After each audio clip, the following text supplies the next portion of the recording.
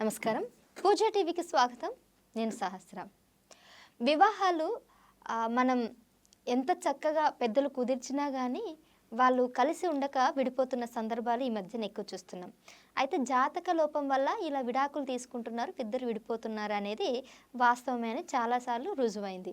మరి ఈ జాతకాలు చూపించినా కానీ విడాకులు కూడా తీసుకుంటున్నారు, ఇద్దరు కలిసి ఉండట్లేదు. మరి ఎక్కడ లోపం జరుగుతుంది? మరి దీనికి సందేహంగా అంటే ఈ సందేహాలన్నిటి కూడా ఈరోజు మనం నివృత్తి చేసుకోవడానికి మనతో పాటు ఉన్నారు ప్రముఖ జ్యోతిష వాస్తు పండితులు బ్రహ్మశ్రీ డాక్టర్ నాయకంటి మల్లికార్జున శర్మ గారు. మరి గురుగారిని అడిగి ఈ అంశాలు తెలుసుకుందాం. నమస్తే గురుగారు. నమస్కారం అమ్మా. గురుగారు, పెళ్ళిళ్ళు చక్కగా జాతకాలు చూపించి అన్ని చేసినా కానీ చివరికి మళ్ళీ గొడవలు పడి విడిపోతున్నారు. అయితే మరి జాతకాలు చూపించేటప్పుడే వాళ్ళు సరైన పద్ధతిలో చూపించుకోకపోవడమా, లేదా సరైన జ్యోతిష్య దగ్గరికి వెళ్ళి ఆ కుండలి చూపించుకోకపోవడం వల్ల ఇలా జరిగిందా? అసలు ఏ విధంగా కుండలి చూపించుకోవాలి వివాహానికి ముందు? మంచి క్వశ్చన్ అమ్మా. చాలామంది కూడా ఏం చేస్తారంటే జాతకాన్ని చూపించుకునే ముందు ఈ సబ్జెక్ట్ అనేది ఏంటంటే ఎవరికి కూడా అవగాహన లేని సబ్జెక్టు. ఇప్పుడు మ్యాథ్సో ఫిజిక్సో కెమిస్ట్రీ అయితే ఓ లెక్చరర్ చెప్తుంటుంటే ఆ స్టూడెంట్ పాయింట్అవుట్ చేయటం అనేది ఉంటుంది. ఒకవేళ మిస్టేక్ చెప్పినా కూడా వాళ్ళు ఒక వెల్ క్వాలిఫైడ్ పర్సన్స్ కాబట్టి ఐఐటి చెప్పినా, ఇంటర్మీడియట్ చెప్పినా, డిగ్రీ చెప్పినా కూడా వేరుగా ఉంటుంది. ఆస్ట్రాలజీ దగ్గరికి వచ్చేటప్పటికల్లా ఏంటంటే ప్రజలకి తెలియదు. First number 1 point. ప్రజలు ఏం చేస్తారంటే మా దానిలో ఎలా ఉంటుందంటే గుళ్ళో అర్చకులని, పురోహితులు, సిద్ధాంతులు, స్వామీజీలని 4 రకాల కేటగిరీస్ ఉన్నాయి ఇందులో. ఈ కేటగిరీస్లో ఎలా ఉంటుందంటే ఇప్పుడు మనం ఒక వైద్యానికి వెళ్ళామనుకోండి, ఆర్ఎంపీ డాక్టర్ చేసేది ఆర్ఎంపీ డాక్టర్ మాత్రం కొంత చేస్తాడు. తర్వాత ఎంబీబీఎస్ చేసే ఆయన ఎంబీబీఎస్ చేస్తాడు కొంతవరకు. ఎంఎస్ఎండి చేసేవి ఇంకెవరు చేయరు. అంటే వాళ్ళు సర్జరీ సంబంధించి దానిలో స్పెషలిస్ట్. మనం యూరాలజిస్ట్ అనుకుంటాం, ఆర్థోపెడిక్ డాక్టర్ అనుకుంటాం. ఆర్థోపెడిక్ తర్వాత మనకు వచ్చే రకరకాల బ్రాంచెస్ అనేవి ఒకటి ఉంటాయి కాబట్టి యూరాలజీ ఉంటుంది, ఈఎన్టీ ఉంటుంది, ఆర్థోపెడిక్ ఉంటుంది, న్యూరాలజీ ఉంటుంది, ఇలా ఉంటాయి. ఇలానే ఏంటంటే ఒక ఆస్ట్రాలజీని చూపించుకునేటప్పుడు వెల్ క్వాలిఫైడ్ పర్సన్ని ఆస్ట్రాలజీని తీసుకురావాలి. వీళ్ళు ఏం చేస్తారంటే ప్రజలకు తెలియని ఏంటంటే ఒక జాతక చక్రాన్ని ఇచ్చినప్పుడు ఆ బాక్స్లో ఉండే గ్రహాలు జస్ట్ ఊరికేలాగా చెప్పచ్చులే అనుకుంటారు. అసలు కాదు అది. ఊరికే ఒక లగ్న కుండలు చూడంగానే గురువుగారు వితిన్ 1 minute చెప్పేస్తారు అనుకుంటారు. వాస్తవంగా అది కాదు. ఒక అబ్బాయి యొక్క వివాహాన్ని చూసేటప్పుడు 16 లగ్న కుండలు అనుసరించాలి. 16 లగ్న డీ చార్ట్స్ అంటారు. ఈ డీ చార్ట్స్లో ఏం తెలుస్తుంది మనకంటే ఒక రాశి చక్రంలో వివాహం ఆ అబ్బాయికి ఎప్పుడవుతుంది, అది అమ్మాయికైనా సరే వివాహం ఎప్పుడవుతుంది, ఆరోగ్యపరంగా ఎలా ఉంటారు, భార్యాభర్తలు ఇద్దరు కలిసి ఉంటారా లేదా, విడిపోతారా, వీళ్ళకి సంతానం కలిగే అవకాశం ఉంటుందా, ఫ్యామిలీ పరంగా ఎలా ఉంటుంది, స్త్రీలకు మాంగళిక దోషం ఉందా లేదా, కుజదోషం ఉందా, శుక్రదోషం ఉందా, పునర్భవ దోషం ఉందా, సర్పదోషం ఉందా, కాలసర్పదోషం ఉందా, 2nd ప్లేస్ ఎలా ఉంది, 7th ప్లేస్ ఎలా ఉంది, 8th ప్లేస్ ఎలా ఉంది, 12th ప్లేస్ ఎలా ఉంది, అలానే 5th ప్లేస్ ఎలా ఉంది. రాశిచక్రమే కాకుండా వైవాహిక జీవితాన్ని తెలిపేది నవాంశచక్రం కూడా అంటారు. ఈ నవాంశచక్రంలో కూడా గ్రహాల యొక్క స్థితి ఏ విధంగా ఉంది, ప్రస్తుతం ఇతనికి దశలు అంతర్దశలు ఏం జరుగుతున్నాయి, రాశిచక్రంలో ఉన్న గ్రహాలు భావచక్రంలో ఏమైనా మార్పు జరిగినాయా, ప్రస్తుతం దశ అనేది ఈయనకు అనుకూలమైన దశనా, లేదా గోచారీత్యా కూడా ఇతనికి బాగుందా లేదా అనేది ఇన్ని రకాల విశ్లేషణ చేయాలి. ఇప్పుడు గురువు 5 డిగ్రీల్లో మకర రాశిలో ఉంటే నీచ అంటారు. 5 డిగ్రీలు దాటిన తర్వాత పరమనీచ అంటే డిగ్రీలను కూడా అనాలిసిస్ చేయాలి. అంటే ఉచ్చస్థానము, నీచస్థానము, స్వక్షేత్రము, భావాలు, 12 భావాలు, అలానే రాస్యాధిపతులు. అంటే ఒక లగ్న కుండల్లో సహజంగా దానికి ఒక భావాధిపతి ఉంటాడు. 7వ భావాధిపతి శుక్రుడు. అలానే అక్కడ రాస్యాధిపతి ఎవరో చూడాలి. అంటే భావాధిపతి వచ్చే ఇంటి ఓనరు, రాస్యాధిపతి వచ్చే ఆ ఇండ్లు కట్టించిన బిల్డరు, ఆ బాక్స్లో ఒక గ్రహం ఉంటే టెనెంట్. అంటే 3 గ్రహాలను అక్కడ అనాలిసిస్ చేయాలి. వాళ్ళ యొక్క దృష్టిని కూడా చూడాలి. అలా నవాంశ లగ్న కుండల్ని కూడా చూడాలి. ఇవన్నీ చూడకుండా ఏదో పైన మీన రాశి వాళ్ళకి చతుర్థంలో గురువు ఉన్నాడండి, పర్వాలేదు బాగానే ఉన్నట్టు ఏదో చెప్తారు. చెప్పిన తర్వాత అసలు మామూలుగా చతుర్థంలో గురువు మంచివాడు కాదు. కుంభరాశి వాళ్ళకి పంచమంలో గురువు ఉన్నాడు, గోచారిత్య ప్రజెంట్ బాగున్నట్టు అర్థం.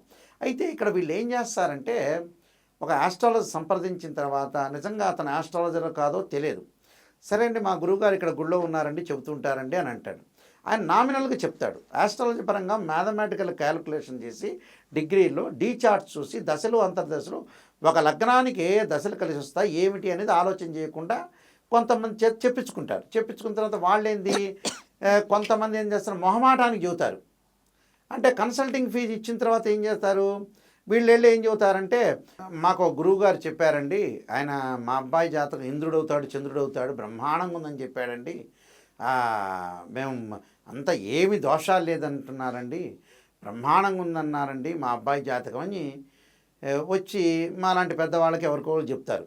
చెప్పంగానే వెంబటే అతను ఏంటంటే ఏదో దక్షిణ సంభావన ఇచ్చిన తర్వాత వీళ్ళని అసంతృప్తి ఎందుకు పంపించడం, వాళ్ళ ఇంటి పురోహితులు ఉంటారు, ఎందుకబ్బా మళ్ళీ ఫీల్ అవుతారేమో వీళ్ళు నేను బాగలేదని చెబితే అని ఆయన సర్దుబాటుతో చేస్తాడు. సర్దుబాటుతో చేసిన తర్వాత ఇక మాలాంటి పెద్దవాళ్ళ దగ్గరికి వచ్చిన తర్వాత నిజం చెప్పాల్సి వస్తుంది. మాలాంటి పెద్దవాళ్ళు కూడా అందరూ చెప్పరు, కొంతమంది నిజం చెప్పాలంటే ఏదో బాగానే ఉందిలేండి బ్రహ్మాండంగా ఉందండి, మీరు మీ అబ్బాయి బ్రహ్మాండంగా ముఖ్యమంత్రి అవుతారు, మంచి రాజయోగాలు ఉన్నాయి, ఆ యోగాలు ఉన్నాయి, గజకేశ్వరి యోగాలు ఉన్నాయి, ఇవన్నీ చూస్తుంటారండి. చెప్పిన తర్వాత ఏం చెప్పాలో అర్థం కాదు వీళ్ళకి. నిజాన్ని తెలుసుకోవటానికి వీళ్ళు ముందుకు రారు. నిజం అనేది నిప్పు లాంటిది, ఏ రోజైనా తెలుసుకోవాల్సిందే ఆ విషయం. ఈరోజే కాదు, 2025 జాతకం చెబితే 2035లో అయినా వాళ్ళు తెలుసుకోవాల్సిన విషయమే. వీళ్ళు ఏం చేస్తారు, జాతకాలు కరెక్ట్గా చూపించుకోకపోవటం వల్ల వీళ్ళు ఏమంటారు, గురువుగారండి బ్రహ్మాండంగా చూపించామండి, మా ఇంటి పురోహితులు ఉన్నారు బ్రహ్మాండంగా అండి, ఆయన గండపెండేరాలు ఉన్నాయి, అవి ఉన్నాయి ఇవి ఉన్నాయి అని ఏదో చెబుతుంటారు. చెప్పిన తర్వాత బ్రహ్మాండంగా అండి మాకు చాలా సంవత్సరాలు చూపించారు అది ఇది అంటారు. చూపించిన తర్వాత ఏం చెప్తారు వీళ్ళు, ఇక ఎదుటి వ్యక్తి మాట్లాడలేడు. వాళ్ళకు ఫేవరబుల్గా ఉంది అన్నప్పుడు పర్వాలేదులేండి ఇంకా అంటారు, ఎదుటివాడు ఇంకేం చెప్పలేరు. ఎదుటి ఆస్ట్రాలజీ ఎంత ఎమినెంట్ పర్సన్ అయినా నాలెడ్జ్ పర్సన్ చెప్పలేడు దాన్ని. వీళ్ళు గురువుల దగ్గరికి వెళ్ళేటప్పుడు, సిద్ధాంతుల దగ్గరికి వెళ్ళేటప్పుడు ఏం చెప్పాలి, గురువుగారు మా అబ్బాయి జాతకం మంచి అయినా చెడైనా మీరు చెప్పండి అనాలి. వీళ్ళు అడగరు. అది నెగిటివ్ అంటే ఇంట్రెస్ట్ ఉండదు ఎక్కువ. స్త్రీయ లోపం మెరుగుట పెద్ద విద్య, లోపం మెరిగిన వాడే పూర్ణుడవుతాట. ఆ నెగిటివ్లోంచే పాజిటివ్ వస్తుంది. అచ్చం పాజిటివ్ని అయ్యేటప్పుడు డాక్టర్ దగ్గరికి వెళ్ళిన తర్వాత మీకేం షుగర్ రాలేదండి, బీపీ రాలేదండి, అంత బాగానే ఉందండి మీరు వెళ్ళిపోండి అంటే ఏమవుతుంది చెప్పండి, తర్వాత రోజులు ఆయనకే డేంజర్. అలానే జాతకాలు చూపించుకునేటప్పుడు, అమ్మాయి అబ్బాయి జాతకాన్ని చూపించుకునేటప్పుడు కంప్లీట్ అనాలిసిస్ అనేది ఉండాలి.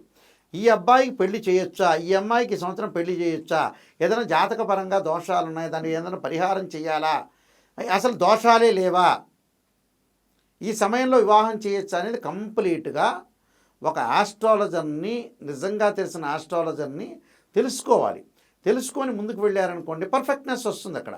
వీళ్ళు ఏం చేస్తారంటే, మేమందరం జాతకాలు చూపించుకున్నామండి, నా దగ్గరకు వచ్చే క్లయింట్స్ కూడా చాలామంది ఉంటారు కదా, చూపించుకున్నామండి వెల్ అండ్ గుడ్ బ్రహ్మాండంగా ఉందండి, మా పంతులు గారు చెప్పారు, మా గురువు గారు చెప్పారని చెబుతారు. ఇంకేం మాట్లాడతాం, ఇంకేం మాట్లాడేది ఏముంటుంది, ఇంకా క్వశ్చన్ వాళ్ళు చెప్పిన దానికి ఇంక ఆన్సర్ ఏముండదు. ఇక మనం ఉపోద్ఘాతం మొదలుపెట్టాలి. నాలాంటి వాడు అలా కాదండి ఇవన్నీ ఉన్నాయండి అని చెప్పాలి, ఒక 10 నిమిషాలు ఇక నేను ఓపిక తెచ్చుకొని చెప్పాలి. ఇలాంటి వాళ్ళు చాలామంది ఉన్నారు సమాజంలో. నిజాన్ని తెలుసుకోవాలి. జాతకంలో ఎప్పుడైనా సరే డైవర్స్ జరిగింది అంటే, మీరు ఏ జాతకమైనా చూడండి, డివోర్స్ జరిగిందంటే ఆ జాతకంలో ఖచ్చితంగా దోషం ఉంటుంది. ఆ దోషం శుక్రదోషం ఉంటుంది. ఎక్కడైనా సరే జాతకంలో చూస్తే డివోర్స్ జరిగిందంటే ఖచ్చితంగా శుక్రదోషం అనేది ఒకటి ఉంటుంది. శుక్రదోషం ఉంటుంది, లేతే కుశదోషం ఉంటుంది, పునర్భవ దోషం ఉంటుంది, సర్పదోషం ఉంటుంది, కాలసర్పదోషం ఉంటుంది, 2వ స్థానం 7, 8, 12 స్థానాలు దోషం ఉంటుంది, నవాంశ చక్రంలో కూడా దోషం ఉంటుంది, గ్యారెంటీ అది. ఆ దోషాన్ని వీళ్ళు కనిపెట్టాలి. ప్లస్ ఆ దోషాన్ని పర్ఫెక్ట్ ఆస్ట్రాలజర్ని సంప్రదించి, గురువుగారండి మాది నెగిటివ్ అయినా పాజిటివ్ అయినా చెప్పండి క్లియర్గా, మేము ఆలోచన చేస్తాం. ఫ్యామిలీ పరంగా కొన్ని ఇబ్బందులు ఉంటాయి, జాగ్రత్త అండి, ఆ సంబంధం చేసుకోవద్దంటే కూడా చేసుకున్న వాళ్ళు కూడా చాలామంది ఉన్నారు. వీళ్ళు సంప్రదించే వ్యక్తులు పర్ఫెక్ట్ కాదు, అంతే, వీళ్ళు పర్ఫెక్ట్గా లేరు. అదమ్మా. Okay, thank you.